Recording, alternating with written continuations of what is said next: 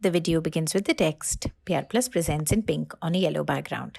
In this video, Nidhi Goyal, a disability rights and gender justice activist, and Srishti Pandey, a disability rights activist, talk to each other and to us about ableism, sexual coercion, and consent in relationships, and share personal experiences and advice.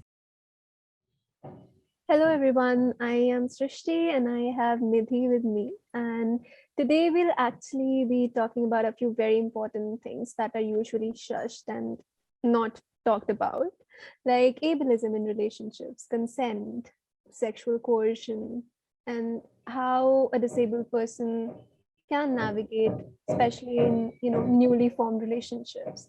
So, some as someone with a disability, Nidhi, one of the most difficult situations that I have found myself in relationships in the past is to having to give in to the desires of my dates or my partners. And like me, most often people with disabilities may feel the pressure to say yes to sexual activities with their partners, irrespective of what they actually want. So, you know, how can you share how um, do we identify that there's a sexual coercion that's taking place, and what different forms can sexual coercion take? What can it look and sound like?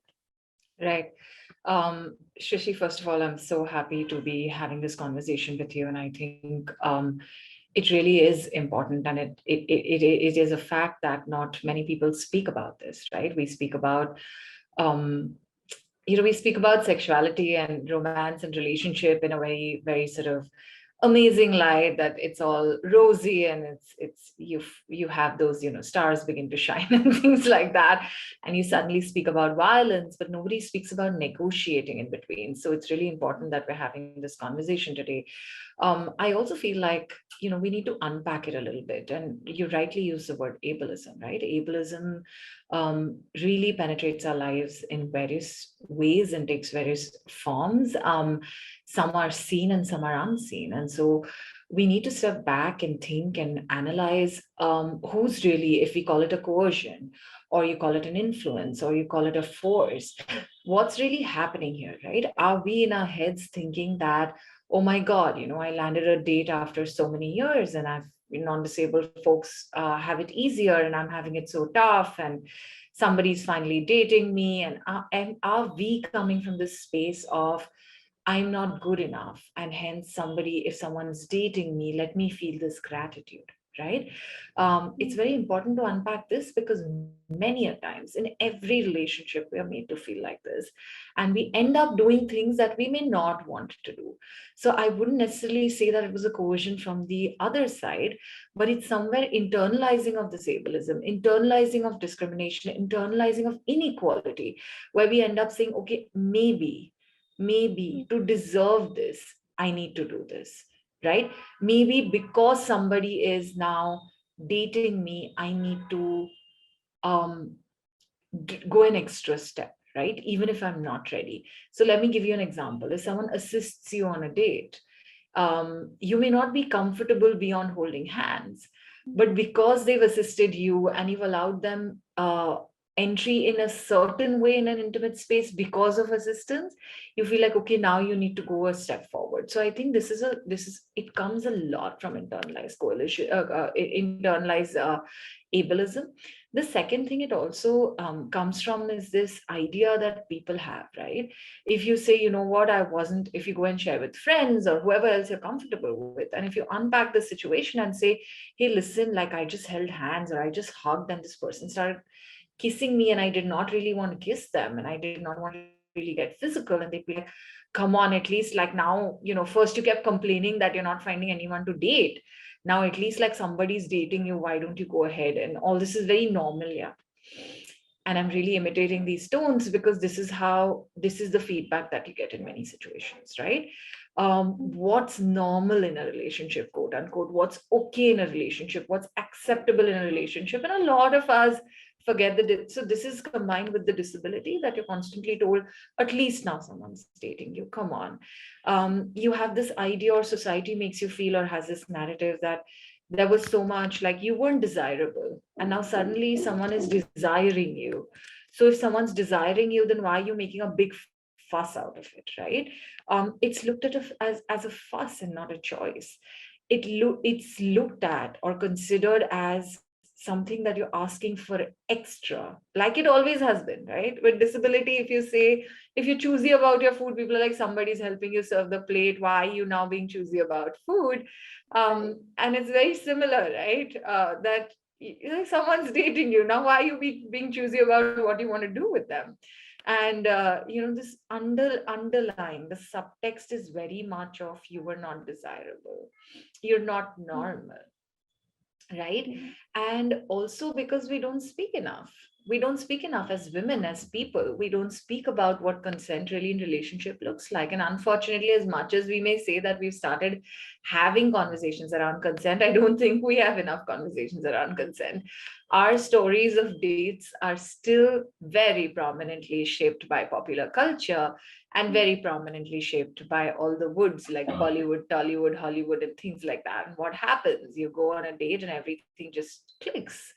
And you either, so it is almost, physical intimacy, sexual intimacy is almost shown as a natural progression, a normal progression, rather than something that involves consent from both sides. And this very very difficult idea about ना लड़की की ना में हाँ होती है, I think Mhm. that really gives partners liberty to force you, right? So if you say no, they think you're playing hard to get. Mhm. Mhm. um, if you say yes, they immediately will feel like, oh my god, she's so easy, and she must have slept around with a lot of people, and that's why she's immediately ready for a kiss, right?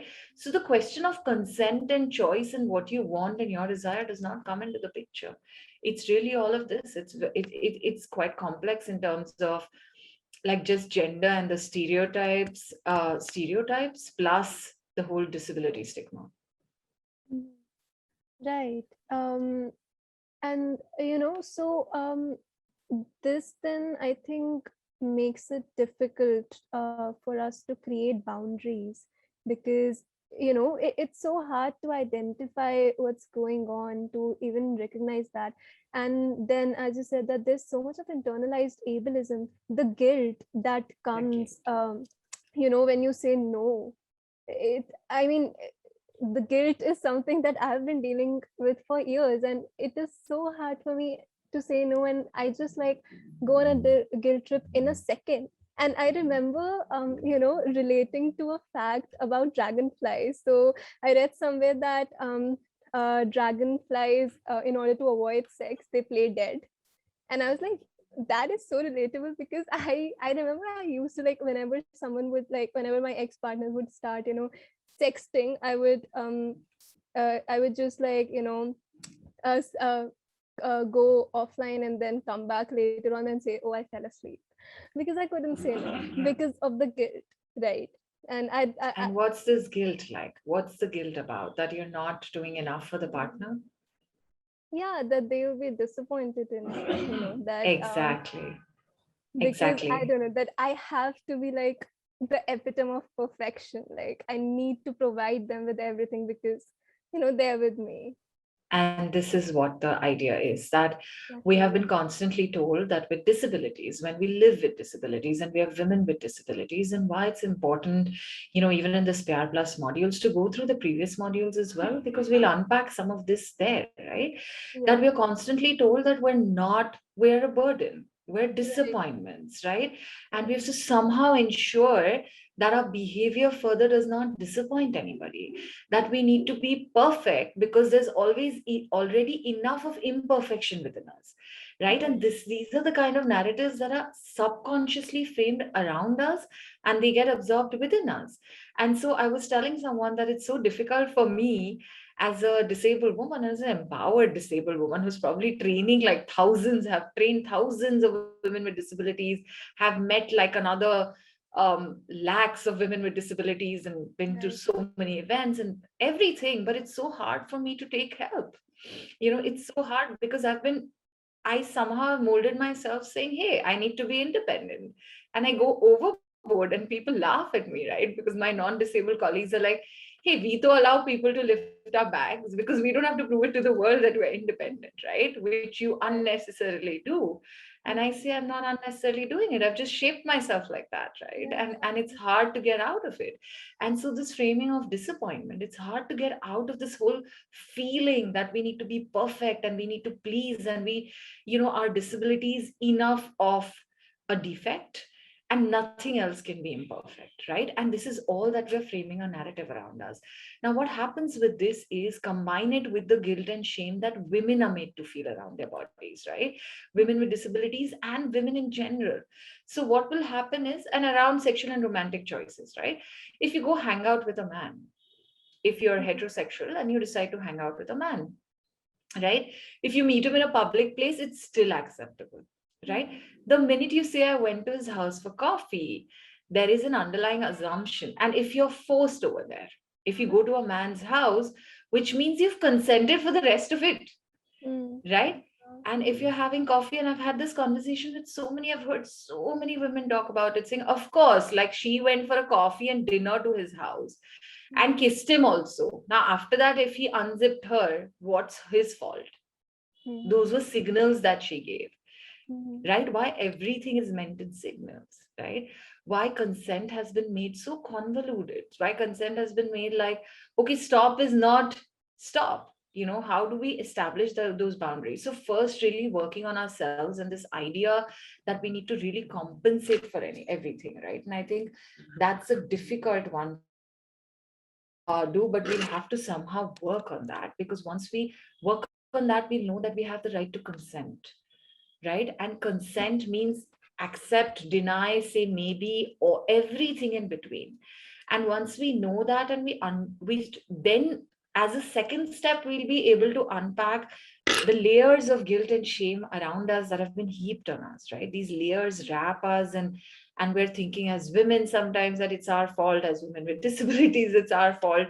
And when we displease, the whole idea of I don't want to disappoint, also because it was really hard for me that someone accepted me, right? And I think that framing of really wanting to be in a relationship, really, I think if you come from a space of honesty, if you come from a space of, hey, I have my choices too, and I have the right to say yes or no, or I have the right to decide my boundaries. It may be hard, but if you establish it sooner in your relationship, the sooner you establish, the easier it may get after a point of time. In the beginning, it may be difficult. When you enter a room as a woman with a disability and assert, right? Not be aggressive, but just assert that you have an opinion on things. You have a choice about things, right? Even if you're taking help, it's not like you'll go bend over backwards to just accommodate everyone because you need their help. I think once you assert that, and when you assert that in your sexual and intimate space, it becomes it becomes gradually easier. In the beginning, even your partner's wondering, now who are you, why are you having so many opinions about things, why are you having so many choices, right? And find your own ways of romance, find your own ways of what intimacy means. Someone may feel very sexually aroused just holding hands, or just looking at each other, or just sitting next to each other, just you know just with things. You don't have to, some may feel sexually aroused only if they kiss their dates. So it's really very different for each individual, and that's what we need to remember, that we are individuals and we have these individual voices and choices. Okay, so Nidhi, can you share what different sexual coercion can look and sound like, and also how can one, define consent for their own selves? Okay, I'm going to come to the second part a little later. It's one of the hardest questions I've been asked till now. But other than the forms of coercion that we discuss, like direct, right, where you're not comfortable, when you know that this is something you're being pushed in a situation because of the framing of ableism or stigma, or your own stigma, or social stigma, or your partner's view, or whatever else, right? But there are some forms of coercion which we don't recognize, right? And I remember saying always this in the training, saying if uh, again, in a heterosexual relationship, for example, if the man says, I really love you, if you love me, you will sleep with me, right? So this is not even a coercion around disability. This is sort of And this is a very common thing. And the whole sort of blackmail follows around, you don't trust me enough. Um, then there is, you don't love me enough, you don't trust me enough. If you trust me, then sleep with me. If you love me, then go away for a trip with me. If if you love me and trust me, then let's have unprotected sex. You're not grown up enough if you're not okay with a kiss, right? So this is, some of these forms are so, like, they don't look like coercion. We don't recognize them as coercion. And sometimes, because you're genuinely in a relationship and you love the person, right, and you don't want them to be hurt, you sometimes cancel out your own boundaries and what you would like and how you would define love, or what love and trust mean to you, to really accommodate the subtle coercions that the other person's you know uh, I don't know, doing, behaving, putting on you, violating you. I don't know what's the right word here, but really you give in to the subtle coercions, right, of your partner. And so, and they go unrecognized. They're not seen as coercions. They're seen as more like love, more like liking, more. And this is very similar to possessiveness, right? Like, if you, I'm very possessive about you, don't speak to this other person, right? I'm very possessive about you, don't wear these clothes. I'm very, I love you so much. That's why and these are very, very initial beginnings of violence. Many women are physically violated or face physical abuse, saying that I really love you and you made me really mad. Because you wore short clothes, or other people saw your legs, or because you smiled at that other person. And so, right, or emotional abuse, or like really tracking them very closely, and so not giving their own space and individual, yeah, just and all of this can be done in the name of safety as well in a relationship. So if you are not comfortable, even continuously, your partner, and this is going a little beyond sexual coercion, but it's very important, if your partner's constantly telling you, listen, just share your taxi details with me all the time. If you're not okay sharing, just don't.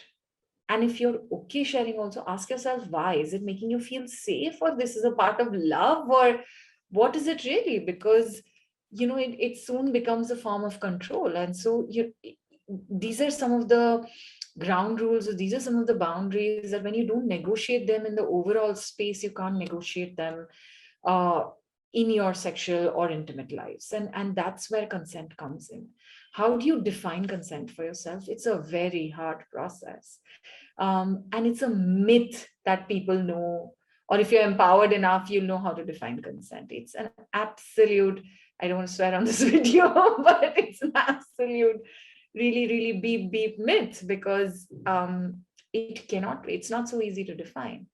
You're finding your space, you're in a new exciting space, you're understanding how to negotiate, you're understanding what's this different person, you're battling with your own stigmas, you're challenging social um, prejudices around you, you're trying to maintain an equal power status quo.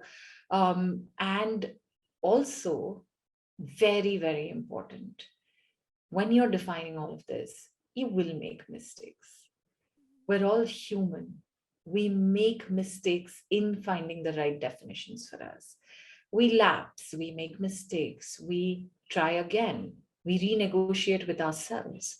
And so consent is a very evolving space. There is no definite definition of consent. Saying, for me, consent is this. There are absolutely non-negotiables that you should call out in a relationship, which are not okay for you, right? Whatever happens, this is not okay for you. And so non-negotiables are non-negotiables, but what are negotiables? What you'd like, what you'd want, when would you want, is really something that you'll have to discover. Consent is also a path of discovery. Consent is also and mutual consent in a relationship. We're always talking about our consent, but there has to be an understanding of mutual consent and what that looks like. And for many, many, many individuals, people feel like, if you're an outspoken person, oh, you have 5,000 followers on Instagram and you're saying you couldn't communicate with your partner. Of course you couldn't communicate with your partner, no matter how outspoken you are, no matter who you are, no matter how empowered people think you are, or you are in life in general. Negotiating consent in sexual intimacy can be intimidating. can be difficult, can be confusing, can be full of regrets, can be empowering, can be enabling. It really is, how do you see that space and define it for yourself and make it into a process? Right. And I totally agree with you, Nidhi. It was very hard for me to define consent and then further boundaries for myself. And like, I'm still on the journey, of course. And as you said, It that never I have, stops. yeah, I have made a lot of mistakes, and I know that I'm gonna make more. But yeah, Also, everybody makes you feel like crap for it, right? I'm sorry, I finally exactly. said it. But Yeah, you're made to feel awful saying, but you did this and now you want to stop. And why are you blaming that person? And of course, because you made a mistake, but then you stopped. And if you stopped, you stopped. You said no, you said no. Or if you make mistakes and you're saying, okay, now I learned from this, or maybe in the next relationship or wherever else, right? right. And I And I think, think hmm, it becomes worse for disabled people somehow when they make a mistake. Like, if you and I are making a mistake in a relationship, it will be like treated in a different way than our non-disabled peers. like everything in our life is so nothing different, Srishti. I'll tell you the whole Yeah. idea, right? I chat with a lot of disabled young people, as you know, right? Yeah. Yeah. And because everything is treated so differently, I was talking about rebound. Hmm. Mm, From a relationship, from mm, a breakup, right? After a breakup, a rebound. And people were so like shocked. They right. were like, oh my God, but this is terrible. Like, how could this person do this and get into a rebound with this? Like, how, and then they're saying it was wrong and this, that, but it's totally on them. Yeah. It was a very bad decision and they are to blame. And then I speak to non-disabled people about rebound and they're like, rebounds are supposed to be bad. That's why they're called rebounds. They're not supposed to be intelligent choices. Yeah. They're supposed to be bad decisions, right? And many people regret their rebounds. Very few may say, okay, that rebound was good. And so just a different perspective, just the circles, just the lens is so different. And I think Mhm, that's where we need to find ourselves, because these lenses really make you feel even more guilty. And that spiral is not great. mhm, That spiral is not great, Shrishti. And I think why it's important to battle all of this is, if you come into a relationship, and I'm talking about a sexual relationship, mhm, right? With the gendered stigma of, if you do this, you're a loose woman. If you don't do this, you're an uptight woman. You're not young enough. You're not daring enough. If you come from all of these framings, and if you come from this disability framing that no matter what, your partner has quote unquote sacrificed more, no matter what, your partner's valorized, should be valorized to act because they're accepting you, right? Physically, sexually, romantically, whichever way, you will always not negotiate your consent. You will always not negotiate. Like, you will always give in. You will always violate your own boundaries, and somehow try to be okay with it. mhm. Right. Exactly. And this is again, this is something that I am just like relating with every word that you're saying, because like it's making me go to the flashbacks and like just remember how my journey has been when it comes to dating. And so we've been talking so much about these different forms of ableism and the power dynamics that exist in a relationship, especially when you're disabled. But I think sometimes it's very hard to recognize that there is a power dynamic, and it is very hard to sometimes recognize the red flags that exist. And so for me, even if I'm able to like even if I were able to identify some of the red flags, it was always hard for me to accept them. It's like, how do we identify those red flags and accept them, and how do we then move away from them, and like how do we take us out or take ourselves out from such relationships. You want to give me an example of a red flag, Shrishti? It may not be from your life in general, just. Okay, I'll actually give you one from my life, and it's a very big red flag, by the way. My partner kind of hiding me from their friends, and like, kind of keeping me a secret because they were embarrassed of me. And like literally, like, if they if uh, we were out, and if they ended up seeing someone that they knew, they would literally hide, like just like right in front of me, like just hide. So I think that is kind of a big red flag, because they would never introduce me to friends and never talk, like never take me to their world. And Right. yeah, and then gaslight me about it, that this is not what happened, and that you assumed, and like you're just like exaggerating things, and this is not what I meant, this is not what I did. So, first of all, Shrishti, I'm really sorry that that happened to you, right? I do want to say that it must have been a really difficult space to come into, because, whatever, it's a date, it's a fling, it's a partner, you really want to be respected in a relationship, whatever length, duration, nature of the relationship is, right? And I think that's where your non-negotiables come in. And I think each of us should have non-negotiables. Sorry. I think each of us should have non-negotiables. Our non-negotiables should come in. We should have that list of non-negotiables, Shrishti. So for me, my partner being ashamed of me, or for me, my partner hiding me, for me, my partner treating me unequal, or constantly saying that because you're disabled, or without even saying because you're disabled, to constantly say, I have to do everything, right? It is implied that you do nothing because you're disabled, right? And somehow trying to capture that space of heroism is a non-negotiable for me, right?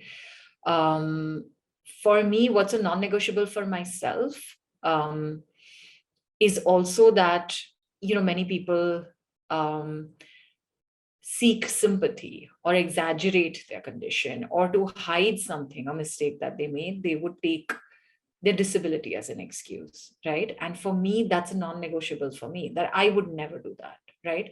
That I would never, if it's really happened, like if I've made an error in judgment or something with because of my disability, then I say it's because of my disability. But it's not, and it's my error of judgment.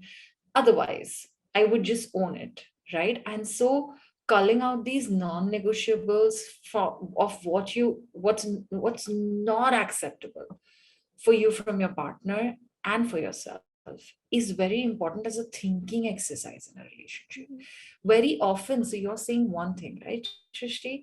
The other red flag that I can think about, or really difficult thing, is that if he took you, or if they took you to introduce you within their friend circle, and if the friends are like pitying them, saying, oh my God, like you're this amazing, like how much you must be having to do because Shrishti is using a wheelchair. And if they say, yeah, I do so much, like I have to constantly do everything, right? I think that's a way to put you down, right?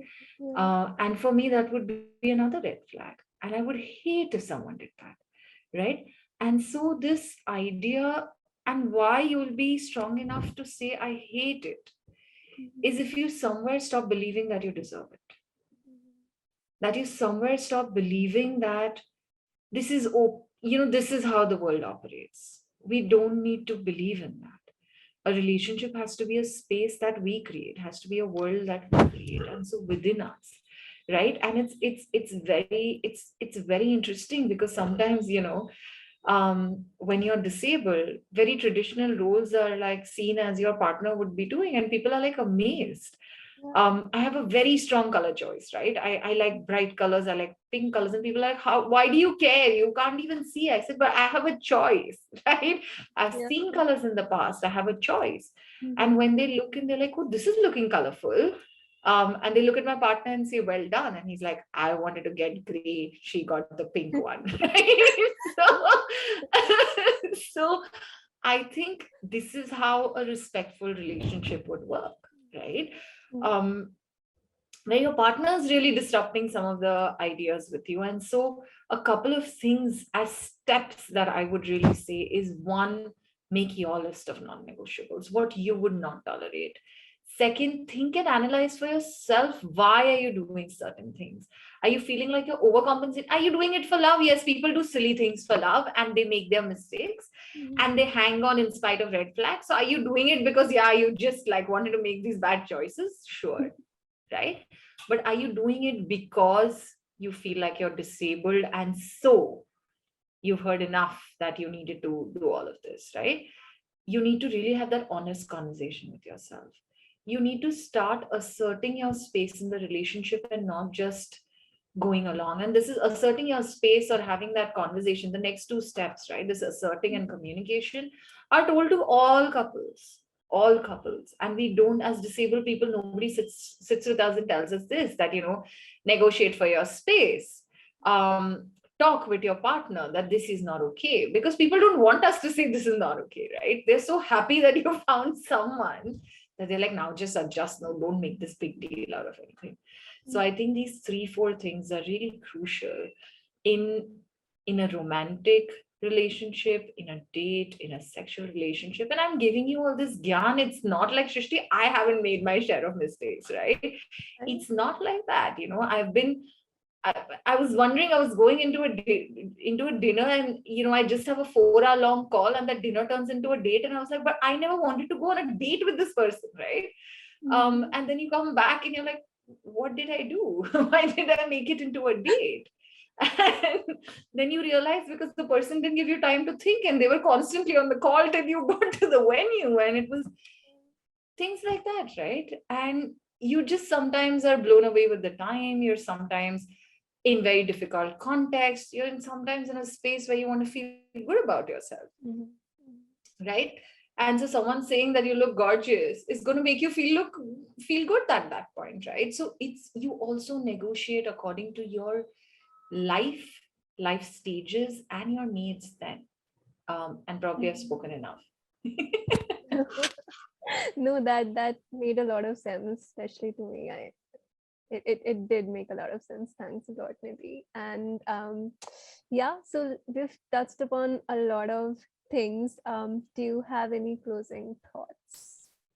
The closing thoughts I have is, folks, whoever's watching this video, for more mistakes that Shrishti and I made, you have to contact us on our Twitter handles, Instagram, or just call us and we'll share more. This offer is really open only to women with disabilities, so men, bugger off.